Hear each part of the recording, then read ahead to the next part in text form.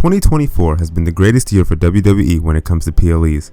If you don't agree with me, you have to consider 2024 as one of the top 5 years that had a great number of exceptional shows that featured great stories, 5-star classics, and above all, a tremendous crowd that gave you chills. Ever since our good friend Mr. Paul Levesque took control of the biggest wrestling promotion in the world, he has been on fire when it comes to booking PLEs. The shows don't have to feature too many matches to make you want to tune in, they just have to be well produced. What's even more impressive is that WWE has been on a successful run when it comes to hosting PLE in different countries. This has been the new norm for WWE, and hopefully this will continue for years to come, as the international fan base deserves it, and they are really good at putting the US crowds to shame. So today, let's rank every international WWE PLE of 2024 right here on JRSlobberKnocker. Let's get right into it.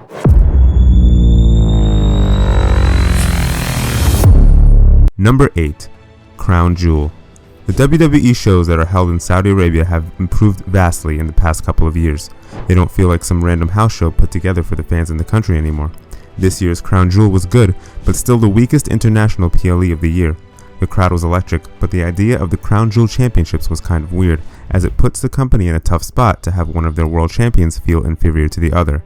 The show still had some solid matches like Seth Rollins vs. Bronson Reed and the banger triple threat match for the US title between LA Knight, Carmelo Hayes, and Andrade. Cody Rhodes and Gunther had a great match, but it felt like they could top this outing in the future. Solo Sikoa pinning Roman Reigns in the 6-man tag match was the highlight of the night. A fun little show, but still, nothing too groundbreaking. Number 7. Elimination Chamber, Perth. The first WWE PLE in Australia since the 2018 Super Showdown. Remember that show? Yeah, me neither. Over 50,000 fans gathered in Optus Stadium for the iconic Elimination Chamber PLE. The fans definitely brought the energy, and the US fans had to suffer because of the time zone difference. Still, it was cool to see WWE return to Australia, and the show was solid from top to bottom. The men's Elimination Chamber match was a lot of fun, with Drew picking up the win. The final minutes involving Logan Paul and Randy Orton were amazing. Becky Lynch won the women's Elimination Chamber match. The Judgment Day and the New Catch Republic had a great tag match. The show was all about Rhea Ripley, who defeated Nia Jax in the main event to retain her women's world title. A great show, but nothing particularly memorable about it, as all eyes were on Cody Rhodes and The Rock's program. The show was a major success as it generated a whopping $35.2 million for the state's economy.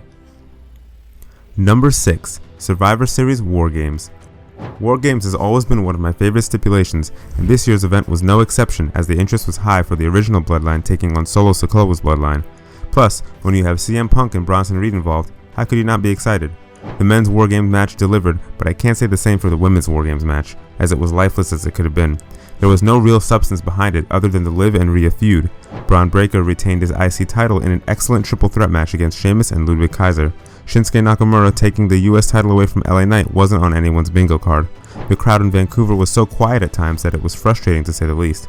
The crowd played a big role in making a moment feel special, which is why no one bothers revisiting the pandemic era. The show was another success for WWE as it set an all-time North American arena gate record. Number 5. Money in the Bank. Another PLE in the beautiful country of Canada. Unlike the crowd in Vancouver, Toronto was loud throughout the night for the exciting Money in the Bank ladder matches. Both ladder matches delivered big time, with Drew McIntyre and Tiffany Stratton winning their respective matches. Even though Drew failed to win the world title after cashing in his contract, the entire angle was effective in furthering his feud with CM Punk. Sami Zayn retained his Intercontinental title over Braun Breaker in a decent outing.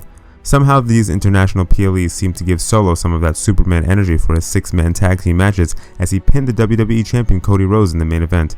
The event not only set the record for the highest arena gate for the company in Canada at the time, but it will always be remembered for John Cena announcing his retirement. I have yet to get over that. Number 4. King and Queen of the Ring. This is easily one of the best PLEs held in Saudi Arabia. For once, a PLE in Saudi mattered, and the King and the Queen of the Ring tournaments have always been something to look forward to. The show was stacked from top to bottom. Gunther defeated Randy Orton in an excellent match to become the King of the Ring. On the flip side of the coin, Nia Jax defeated Lyra Valkyria to become the Queen of the Ring. Apart from the tournaments, Logan Paul and Cody Rhodes had a phenomenal main event for the WWE title. Liv Morgan defeated Becky Lynch to win the women's world title, and Sami Zayn retained his IC title against Chad Gable and Bronson Reed. A great show that is one of the most watched Saudi PLEs in history. That's the star power of Logan Paul. Just saying. Number 3. Clash at the Castle, Scotland. Ah yes, another Clash at the Castle event where Drew got screwed. This was the first WWE PLE to ever take place in Scotland. 2024 was a win for the international fans as they were able to witness major PLEs that were worth the money they paid. The show opened with the match of the year contender between Cody Rhodes and AJ Styles in an I Quit match for the WWE title. We got another banger match between Chad Gable and Sami Zayn for the IC title. The Unholy Union won the women's tag team titles in their home country. The main event saw one of the most creative finishes to a match all year, with CM Punk costing Drew his chance to regain the world title when Punk came out as a referee.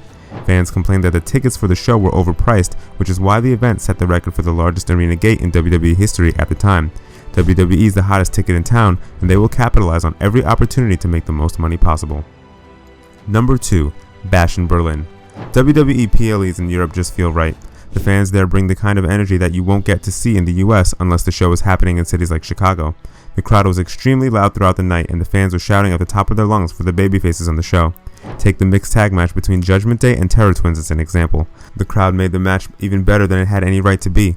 We got amazing matches like Owens vs. Rhodes and the strap match between McIntyre and Punk. The show was all about Gunther, who became the pro wrestler he is today in Germany.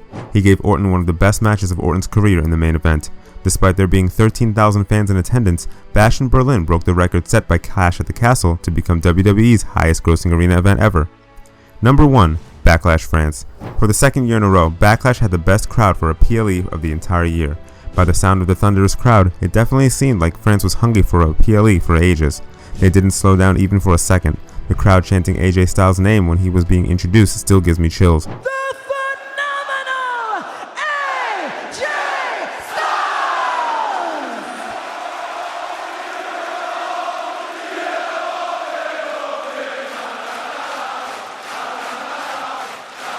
The show featured an insane card. From the chaotic tag team street fight to the 5-star classic between Styles and Rhodes, Backlash France is easily the best international PLE of the year and a top 3 PLE overall. WWE should head back to France next year, as I'm dying to hear that energy from the amazing pro wrestling crowd we witnessed back in May. Remember when they finished Cody Rhodes' theme song, even after the song was finished?